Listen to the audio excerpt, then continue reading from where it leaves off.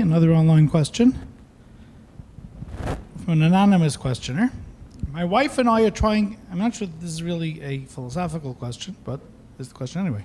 My wife and I are trying to maintain a wedding expense budget, but we heard that a wedding expense budget? A budget for their weddings, for their kids' weddings, I guess. Kids' weddings, oh. And they heard that other people go into debt to marry off their children. Why are there not firm rules on this important life cycle? Why are there not firm rules? Firm rules. Firm In other rules. words, I'm not sure, I guess beyond common sense, why aren't there halachas that mandate that people can't spend more than they could afford on things? Well, I'll put it this way. To borrow money is not a terrible thing in itself, as long as you have a way to pay it back. If you don't know where you're going to pay it back from, then you have no right to borrow.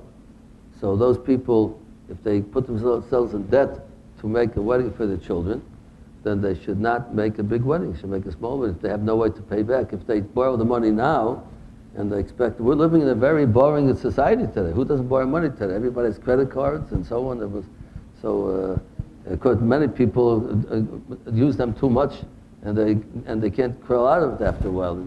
It's a very dangerous society we live in today. People borrowing and credit cards and more, build it up. So easy to use a credit card. Paying it back is not as easy as using it in the first place. So my point is, we should not borrow money if we cannot pay it back. And if we can't make it for our children a big wedding, so we make a small wedding, we cannot afford it. If we can have the money a lot, please don't have a cash flow. Even rich people borrow money a lot from the bank, and there's not considered anything wrong with it because they have what to back it up with, collateral to pay it back with. Or if somebody has a good job and they can pay back after a few months, whatever, they can pay back, so there's nothing wrong with borrowing the money. If you don't have to, you shouldn't, but if you know how you'll pay it back. So if you want to make a nice wedding for your children, to make them feel good, and like everybody else is making a nice wedding, it shouldn't be elaborate, too much out of what everybody else is doing. But if you're able to afford it, and part of affording it means you can borrow money and pay it back, there's nothing wrong with that. But everybody has to use own say laws to govern certain things. We don't have to make laws for everything. A lot of things the Torah wants us to do is use our intellect, use our seichel. What should we do and not do? We don't have to have a law for everything. We have enough laws in the Torah for us to keep.